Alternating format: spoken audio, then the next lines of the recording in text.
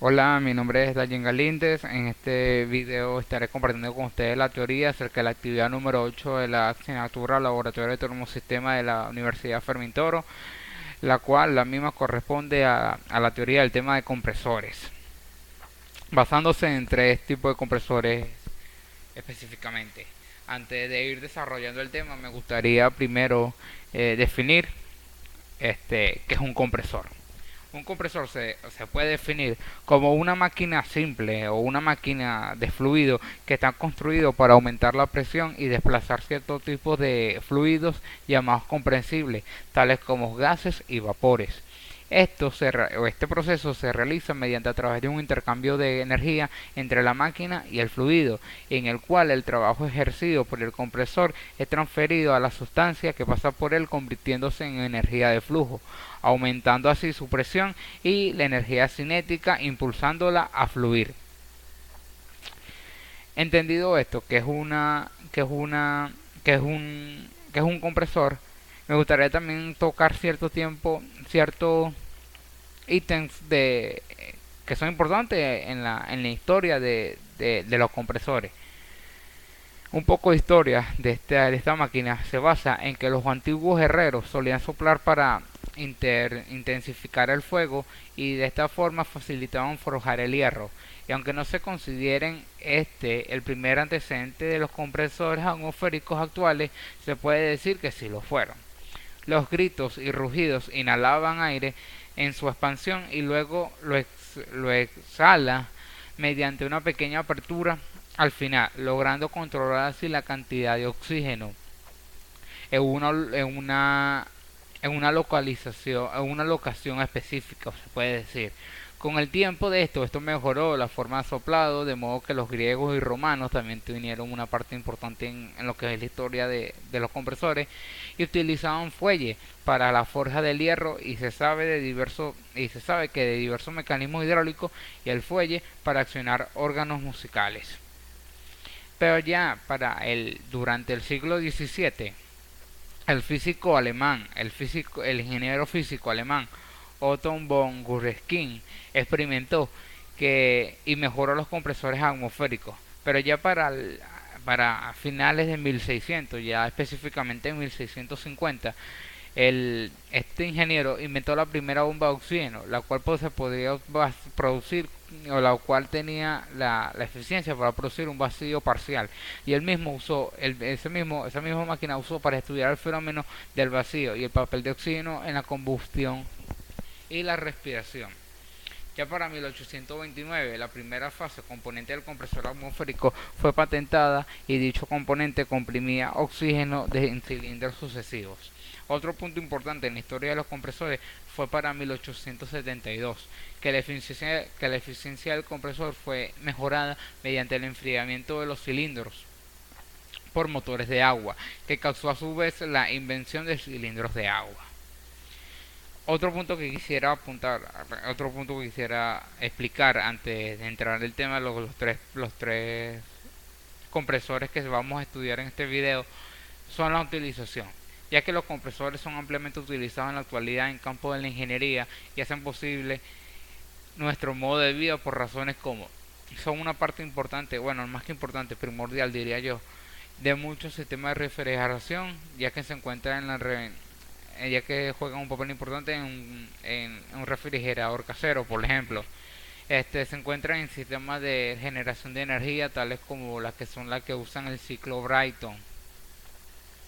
Se encuentran en el interior de muchos motores de avión, como los turborreactores, y hacen posible su funcionamiento. Y se puede comprimir gases para la red de alimentación en los sistemas neumáticos. Los tres compresores que le estaba refiriendo se pueden clasificar en tres tipos, dependiendo también, o sea, tomando en función su funcionamiento. Se dice que existen diversos tipos de compresores alternativos que se emplean para diferentes aplicaciones. Los factores que van a determinar el tipo del compresor que ha de emplearse son el tipo de refrigerante, y el tamaño y la ubicación de la zona de refrigeración. Los tipos de compresores que se presentan en la actualidad, se podría decir, son tres grandes tipos: los compresores herméticos, los compresores semi-herméticos y los compresores de tipo abierto o impulsión externa. Los tres pertenecen a la clasificación de los compresores alternativos. Los compresores se clasifican según la acción de su funcionamiento mecánico. El funcionamiento de los compresores alternativos requiere la acción de un pistón en movimiento en un vaivén o alternativo en el interior del cilindro. Pero nos surge nuestra primera interrogante, ¿qué son los compresores herméticos? Los compresores herméticos se, su característica principal se puede decir es que se hallan totalmente embutidos en una carcasa sellada. La carcasa sellada contiene tanto al motor eléctrico como al compresor. Con este tipo de diseño el compresor funciona a la velocidad del motor, es impulsado directamente por el motor y no requiere de un sello en el cigüeñal. El motor puede estar montado ya sea por encima o por debajo del compresor. Otra característica que contiene este compresor es que el motor es enfriado por el traslado del calor desde el estator a la carcasa, por el pasaje del gas de un retorno que se encuentra alrededor del bobinado del motor, antes de que se comprime el gas. Luego tenemos lo que son los compresores semiherméticos, que como su nombre lo indica, es muy parecido al que definimos anteriormente. También se denomina como compresor hermético reparable. Este tipo de compresor también contiene el motor eléctrico y el compresor dentro de una misma unidad, o sea que la carcasa contiene el compresor y el motor eléctrico. El compresor va atornillada en lugar de sellada. Este es un punto importante que hay que tener en cuenta. Y es posible desarmarla y volverla a armar. O sea, la parte del mantenimiento es más fácil. El compresor funciona a la velocidad del motor, es impulsado directamente por el motor y no requiere de un diseño en el cigüeñal, al igual que el motor que definimos anteriormente. El motor puede estar montado ya sea por encima o por debajo, igual que el anteriormente. Y el motor es enfriado por el traslado del calor desde el estator hacia la carcasa y pasa por igual por el retorno ubicado alrededor del bobinado del motor antes de comprimirse. Sin embargo, este método disminuye el rendimiento del compresor puesto que el gas del retorno se calienta. Y por último tenemos lo que son los compresores de tipo abierto. También se denomina como compresor de impulsión externa. En esta unidad el motor de impulsión y el compresor están por separado. El cigüeñal de compresor se prolonga hacia el exterior del cárter y es impulsado por una polea con correa o puede ser impulsado directamente por un motor eléctrico. En el punto en que el cigüeñal sale del cárter se requiere un sello para el cigüeñal. Aquí sí, el compresor de impulsión externa, que es el mismo que es el tipo abierto, se impulsa a la velocidad menor que la del motor. Esto requiere que la polea del motor sea menor a la polea del compresor. El tamaño de la polea de impulsión del motor es la que va a estar en función a la polea del compresor. Y ambas son las que rigen la velocidad del compresor como tal de la unidad. Hay un punto también importante, ya que en la casa de estudio en la Universidad Fermín Toro contamos con un laboratorio de termosistemas donde podemos tener a él un banco de pruebas y ahí tenemos lo que es un compresor. Entonces me gustaría citarlo, ya que el compresor que se ubica allí es un compresor como este último que lo hayamos definido, como el de tipo abierto o expulsión externa. ¿Para qué?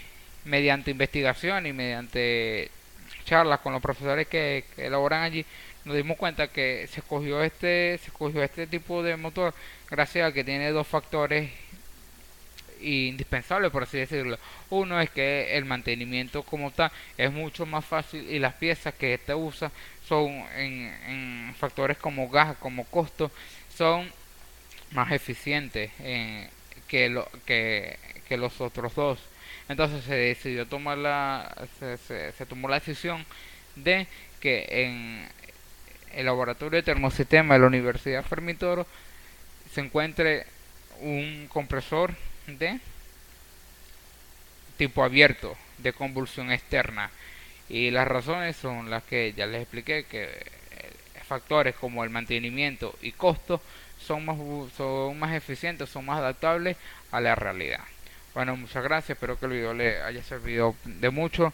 Los compresores es una herramienta o una máquina donde nos vamos a estar envuelta o vamos a estar intercambiando con ella prácticamente todos los días cuando estemos en nuestra experiencia laboral y ejerciendo, y por eso es de gran importancia tener información sobre estas máquinas que van a ser de gran importancia para nuestra carrera. Muchas gracias.